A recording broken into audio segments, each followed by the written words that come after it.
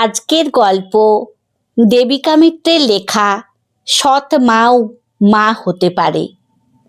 জয়ন্ত আর অয়ন্তিকার দুই ছেলে মেয়ে।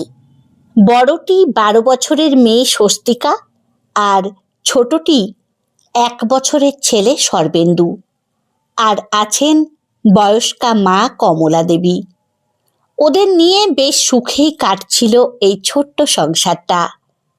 হঠাৎ সেখানে কালো ছায়া নেমে আসে।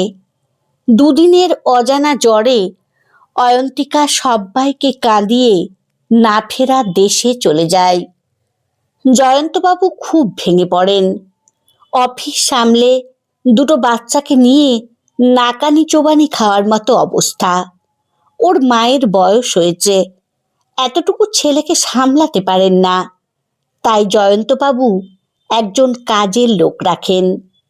সেও মাঝে মধ্যে বাড়ি যায় আর ফিরতে ফিরতে সপ্তাহখানেক কাটিয়ে দেয়। এভাবে তো আর সংসার চলে না। ছেলেটা যে বড্ড ছোট, মেয়েটাও সব কাজ করতে পারে না।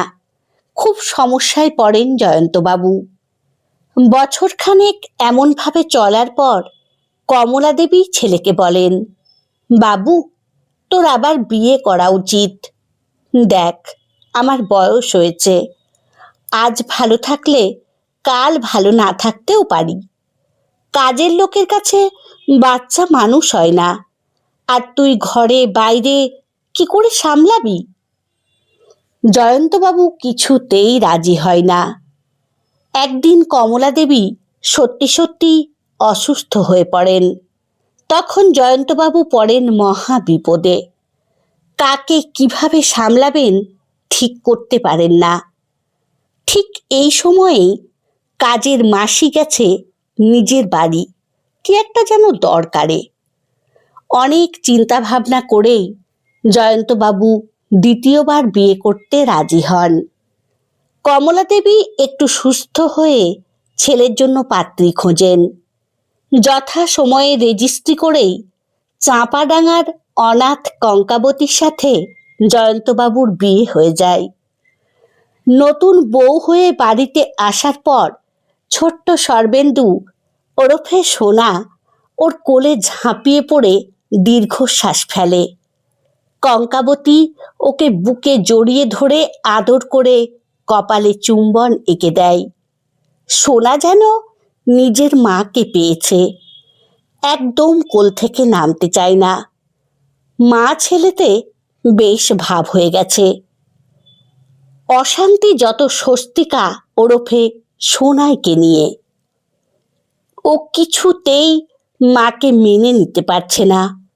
কঙ্কাবতীকে মা বলে ডাকা তো দূরের কথা, ওর সাথে কথা পর্যন্ত বলে না। দিনে দিনে ওদের মধ্যে দূরত্বের সৃষ্টি হয়। জয়ন্তবাবু কঙ্কাবতীকে পেয়ে খুব খুশি। বিশেষ করে যখন দেখেন ছোট্ট সোনা খুব ভালো আছে আর ওর বেশ ভালো যত্ন হচ্ছে, তখন উনি খুব নিশ্চিন্ত হন। কমলা দেবীও কঙ্কাবতীর শান্ত ভদ্র স্বভাব আর সবার প্রতি যত্ন ভালোবাসা দেখে খুব খুশি, বেশ শান্তি পান। সোনাই কিন্তু দিন রাত বাড়িতে ছোটখাটো ব্যাপারে খুব অশান্তি করে আর কঙ্কাবতীকে যা নয় তাই বলে। জয়ন্ত বাড়িতে থাকলে বিশেষ কিছু করে না। কঙ্কাবতী ওর গায়ে মাথায় হাত বুলিয়ে ওকে শান্ত করার চেষ্টা করে, ওকে কাছে টেনে নেওয়ার চেষ্টা করে, কিন্তু সোনাই ওকে একদমই সহ্য করতে পারে না। কমলা দেবীও সোনাইকে বোঝান, ও তোমার মা হন, ওর সাথে এমন ব্যবহার করতে নেই, ও তোমাকে কত ভালোবাসে। কিন্তু সোনাইয়ের রাগ আরো বেড়ে যায়। জয়ন্ত একদিন শুনে ফেলে সোনাইয়ের কথা। সোনাই কঙ্কাবতীকে বলছে, তোমার লজ্জা করে না আমার মায়ের জিনিস ব্যবহার করতে? তোমার মা বাবা এতই গরিব যে তোমাকে শাড়ি কিনে দিতে পারে না?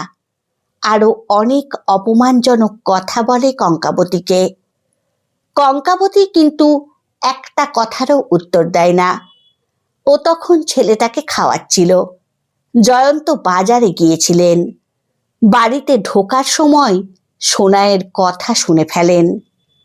বাজারের ব্যাগটা রেখেই সোনাইয়ের গালে একটা চড় মেরে বলেন, বড়দের সাথে কেউ এমন করে কথা বলে? কঙ্কাবতী ছেলেকে কোল থেকে নামিয়ে ছুটে এসে সোনাইকে জড়িয়ে ধরে জয়ন্তর উদ্দেশ্যে বলে, কি করছো কি? ও ছেলে মানুষ, কি বলতে কি বলে ফেলেছে সেটা ধরতে আছে, আর কোনোদিন যেন ওর গায়ে হাত তুলতে না দেখি। কঙ্কাবতী সোনাইয়ের চোখের জল মুছিয়ে দেয়, কিন্তু সোনাই ওর হাতটা সরিয়ে দিয়ে ঘরে ঢুকে যায়। পরে জয়ন্ত মেয়েকে অনেক বোঝান, কিন্তু সোনাই এক চুলও বদলায় না। বাবা এই প্রথম ওর গায়ে হাত তুলেছে, সেই জন্য সোনাই মানসিকভাবে খুব ভেঙে পড়ে এবং খুব কান্নাকাটি করে। এই ধাক্কা সহ্য হয় না সোনাইয়ের। ওর খুব শরীর খারাপ হয়, প্রচণ্ড জ্বর আসে, আর জ্বরে প্রলাপ বকতে থাকে। সেই প্রলাপে ও ওর নিজের মায়ের সাথেই কথা বলে। কঙ্কাবতী সারাক্ষণ মেয়ের মাথার কাছে বসে মেয়ের মাথায় জলপট্টি দিচ্ছে, ওষুধ খাওয়াচ্ছে, জোর করে পথ্য খাওয়াচ্ছে। একবার জ্বরের ঘোরে কঙ্কাবতীকে নিজের মা ভেবে জড়িয়ে ধরে বাবার নামে অভিযোগ করে। কঙ্কাবতী একদিকে ছেলেকে সামলাচ্ছে আর অন্যদিকে মেয়ের সেবা করছে আর চোখের জল ফেলছে। 3 দিন বাদে সোনাই চোখ খুলে দেখে কঙ্কাবতী ওর মাথায় হাত বুলিয়ে দিচ্ছে। কঙ্কাবতীর চোখ দুটো কেঁদে কেঁদে ফুলে গেছে। হঠাৎ কঙ্কাবতীকে জড়িয়ে ধরে সোনাই কেঁদে কেঁদে বলে, আমার ভুল হয়েছে মা, আমি তোমার সাথে অনেক খারাপ ব্যবহার করেছি, আমাকে ক্ষমা করে দাও মা। এরপর বলে, জানো, আমার মা আমার উপর খুব রাগ করেছে তোমার সাথে খারাপ ব্যবহার করেছি বলে। মা বলেছে, তোমার মধ্যেই আমার মা আছে, তোমার কথা শুনলে, তোমাকে ভালোবাসলে আমার মাকেই ভালোবাসা হবে আর মায়ের কথা শোনা হবে। মা আরও বলেছে, আমি যদি তোমার সাথে খারাপ ব্যবহার করি তাহলে আমার মা চিরকালের মতো হারিয়ে যাবে।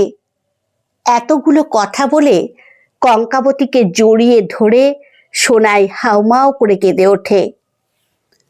কঙ্কাবতীর আজ খুব আনন্দের দিন। মেয়ে ওকে মা বলে ডেকেছে। মেয়ের চোখের জল মুছিয়ে দিয়ে আদর করে বুকে টেনে নিয়ে বলে, কাঁদে না সোনাই, আবার শরীর খারাপ হবে, পাগলি মেয়ে কোথাকার। আড়াল থেকে জয়ন্ত আর কমলা দেবীও মা আর মেয়ের কথা শোনেন। দুজনেই চোখের জল আর ধরে রাখতে পারেননি। আজ এই বাড়িতে সত্যি আনন্দের দিন, মা মেয়ের মিলনের দিন। এই সংসারটা আবার আগের মতো আনন্দে, খুশিতে আর সুখে শান্তিতে ভরে ওঠে। সৎমাও যে সত্যিকারের মা হতে পারে, কঙ্কাবতী তার জ্বলন্ত উদাহরণ। আমার গল্প পাঠ যদি আপনাদের ভালো লেগে থাকে তাহলে লাইক, কমেন্ট ও শেয়ার করে দেবেন। ধন্যবাদ।